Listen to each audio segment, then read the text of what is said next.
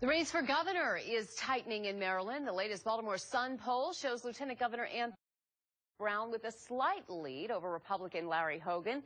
Brown has 7 percentage points over Hogan, 49% to 42.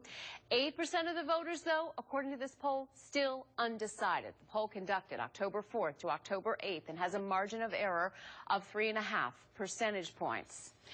Maryland's candidates for governor pulling no punches. The two squared off today in another debate, this one hosted by our sister stations in Washington, D.C., WJLA and News Channel 8. Melissa Roeder was there and highlights some of the hot-button topics.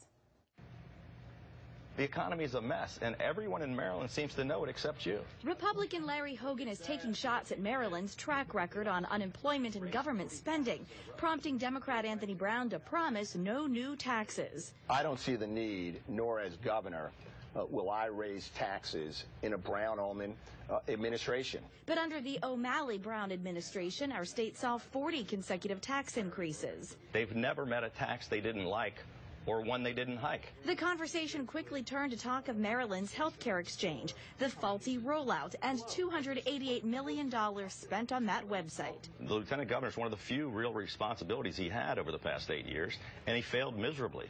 We're the first state in the nation to abandon our entire site.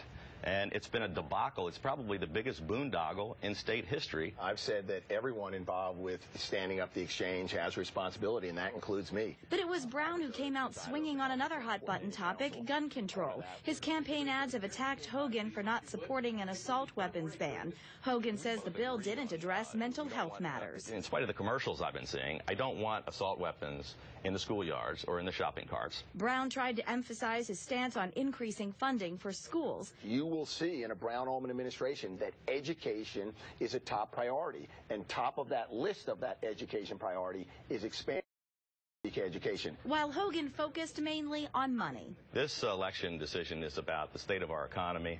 It's about taxes. It's about jobs. The latest polls show Hogan closing the gap on Brown. Impressive considering Democrats outnumber Republicans 2-1 in Maryland. And both candidates were asked about the polls post-debate. I think a majority of Marylanders, regardless of their party affiliation, really want to see a change of direction for our state. We're not taking anything for granted. We will continue for the next 3 weeks to communicate our message, our shared vision for what a better Maryland looks like. Now the question remains, can Anthony Brown motivate his supporters to go to the polls on Election Day? And will Larry Hogan continue to close that gap in the polls? Melissa Roeder, Fox 45 News. Well, you can go online and watch the entire debate. Just go to foxbaltimore.com and click on the